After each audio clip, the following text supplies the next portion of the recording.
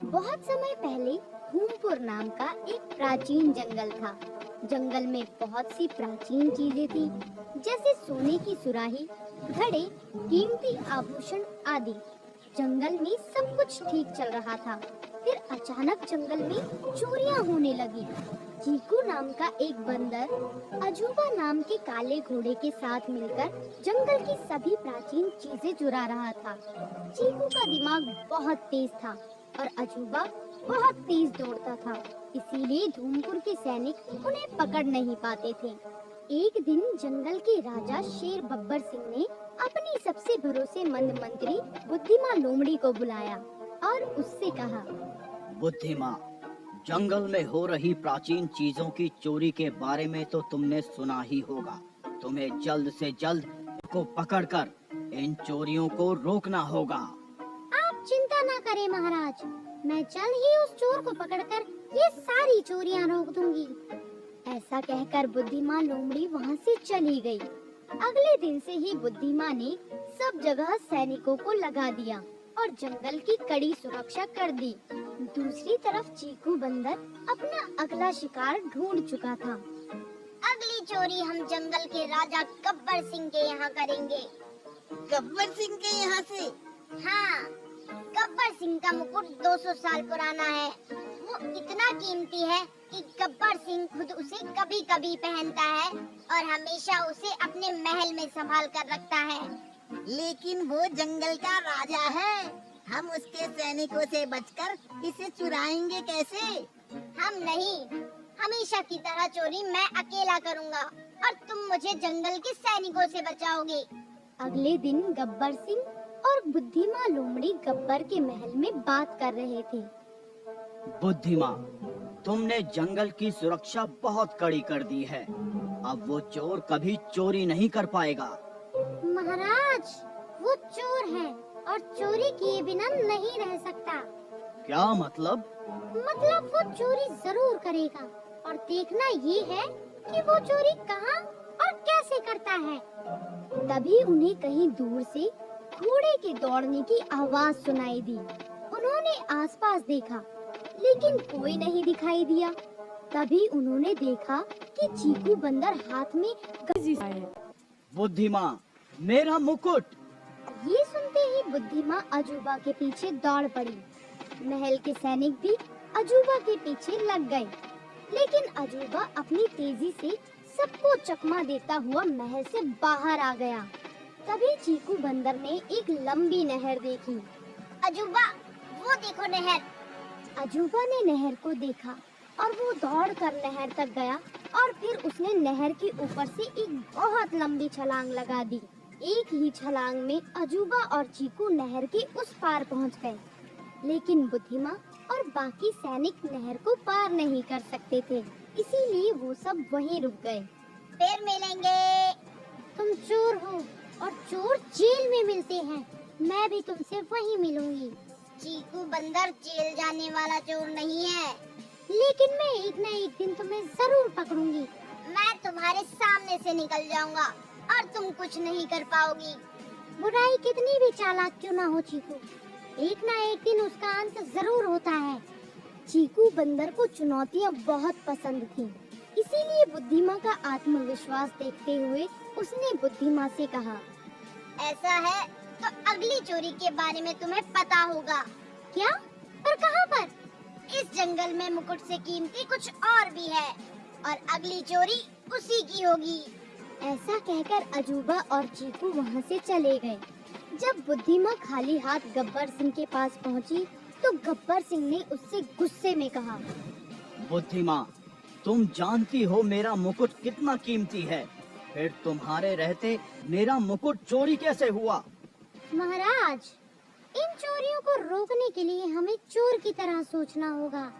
क्या मतलब? इस चोर को पकड़ना आसान है, लेकिन इस चोर के साथ एक घोड़ा भी है जो बहुत तेज दौड़ता है। इसीलिए इस चोर को पकड़ने के लिए मुझे एक तेज दौड़ने वाले घोड़े की जरूरत पड़ेगी। तुम्हें जो करना पड़े वो करो, लेकिन जल्द से जल्द इस चोर को पकड़ो। जी महाराज। वहाँ से निकलकर बुद्धिमा सीधे बादल घोड़े के पास आ गई। बादल घोड़ा बहुत तेज दौड़ता था और उसे बोलने की बहुत आदत थी। जब बुद्धिमान ने बादल को चीकू चोर और अजूबा घोड़े के बारे में बताया, तो बादल तुरंत बोला, अरे बातों ही बातों में तुमने मुझे बता तो दिया कि मुझे एक चोर को पकड़ना है, लेकिन बातों ही बातों में तुमने मुझे ये नहीं बताया कि तुमने इस काम के लिए मुझे ही क्यों चुना। वैसे देखा जाए तो बातों ही बातों में तुमने मुझे बता तो दिया ही है कि वो चोर घोड़ा बहुत तेज दौड़ता है और तुम्हें एक बहुत तेज दौड़ने वाले घोड़े की जरूरत है, और मैं भी तुम्हें बातों ही बातों में बता दूं कि तुम सही जगह पर आई हो, क्योंकि मुझसे तेज कोई नहीं दौड़ सकता। बादल, क्या तुम उस चोर को पकड़ने में मेरी मदद करोगे?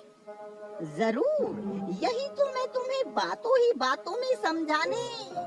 ठीक है, लेकिन उससे पहले मुझे ये पता लगाना होगा कि अगली चोरी कहाँ होगी।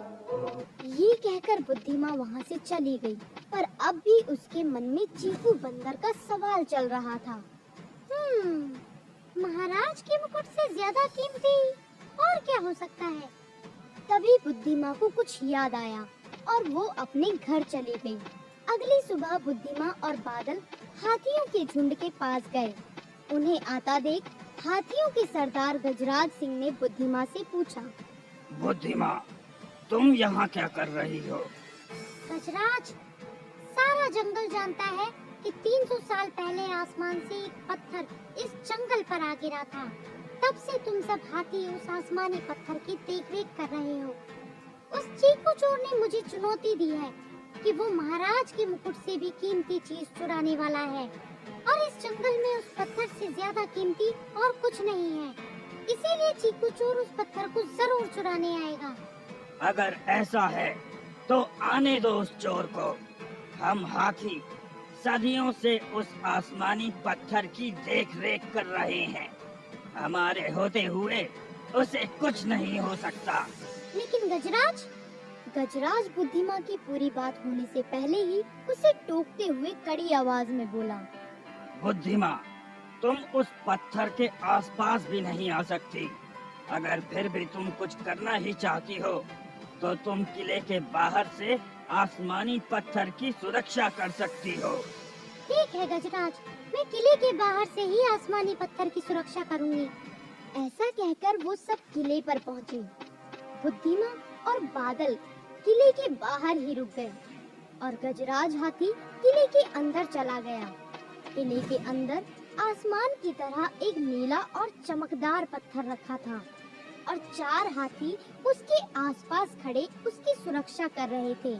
बाहर बुद्धिमा, बादल और बाकी सैनिक भी अपनी अपनी जगह ले चुके थे। आने दो उस चीकू बंदर को, देखते हैं इतनी सुरक्षा में वो किले के अंदर कैसे पहुंचता है। लेकिन चीकू बंदर पहले से ही किले के अंदर पहुंच चुका था। खुद को किले की दीवार के रंग में रंग कर चीकू आसमानी पत्थर चुराने की तरकीब भी सोच चुका था। तरकीब के अनुसार वो दीवार के साथ लिपटा हुआ आसमानी पत्थर तक पहुंचा और उसने आसमानी पत्थर चुरा लिया और फिर वैसे ही चुपके से किले के बाहर आ गया। तभी उसने देखा कि यहाँ तो बहुत कड़ा पहरा है, लेकिन कोई भी पहरा चीकू बंदर को चोरी करने से नहीं रोक सकता। ऐसा कहकर चीकू ने एक जोर से सीटी बजाई और कहीं से दौड़ता हुआ अजूबा घोड़ा आकर उसके पास खड़ा हो गया। सीटी की आवाज सुनकर बुद्धिमा ने चीकू की तरफ देखा। चीकू ने भी बुद्धिमा को देखा। फिर चीकू बंदर अजूबा पर बैठ गया और भागने लगा। बुद्धिमा ने ये देखा तो वो भी जल्दी से बादल की पीठ पर बैठ गई और चीकू का पीछा करने लगी। अजूबा, नहर के उस तरफ छलांग लगाओ।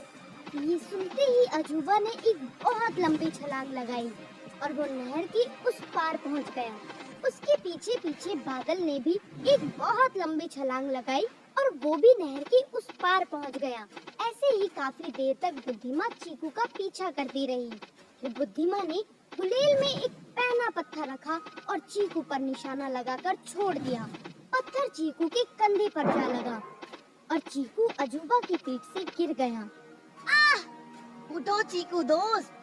हम दोस्त नहीं, जरूरत है एक दूसरे की, और अब मुझे तुम्हारी कोई जरूरत नहीं। ये कहकर चीकू ने आसमानी पत्थर उठाया और पास ही के पेड़ पर छलांग लगा दी। तभी बुद्धिमां लोमड़ी और बादल वहां पहुंचे। उन्हें देखकर अजूबा भागने लगा। तभी बादल ने अजूबा से कहा, रुक जाओ अजूबा, अब बातों ही बातों में तुम कहीं नहीं भाग सकते। ये सुनकर अजूबा रुक गया। तभी वहां कुछ सैनिक आए और उन्होंने अजूबा को घेर लिया। बादल, वो रहा चीकू चोर। ये सुनते ही बादल बहुत तेजी से चीकू की तरफ दौड़ पड़ा और चीकू जख्मी कंधे के साथ एक पेड़ से दूसरे पेड़ पर कूदता हुआ भागने लगा। भागते भागते चीकू एक खाई के पास जा पहुंचा। गहरी खाई को देखकर चीकू रुक गया और बुद्धिमां से बोला, याद है मैंने तुमसे कहा था मैं तुम्हारे सामने से निकल जाऊंगा और तुम मुझे कुछ भी नहीं कर पाओगी। ज्यादा हीरो मत बनो चीकू, ऐसा बस फिल्मों में ही होता है। असल जिंदगी में अपनी गलती मानकर उसका पछतावा करने में ही समझदारी है। ये सुनकर चीकू रुक गया। उसे अपनी गलती का एहसास हुआ और वो आसमानी पत्थर बुद्धिमां की तरफ करके बोला, तुम ठीक कह रही हो बुद्धिमां, ये लो नायाब आसमानी पत्थर। इसे तुम ही रखो चीकू, मुझे पता था तुम चोरी करने जरूर आओगे, इसीलिए मैंने आसमानी पत्थर को इस नकली आसमानी पत्थर से बदल दिया था। देखा चीकू, मैंने कहा था ना, एक ना एक दिन बुराई का अंत जरूर होता है। और अब तुम्हें बातों ही बातों में बाकी की जिंदगी जेल में बितानी पड़ेगी। इस तरह बुद्धिमां की समझदारी और बादल की रफ्तार ने जंगल में हो रही चोरियों को रोक लिया और चीकू बंदर और अजूबा घोड़े को उनकी बुराई की सजा मिल गई। तो बच्चों, इस कहानी से हमें ये शिक्षा मिलती है कि हमें बुराइयों से दूर रहना चाहिए।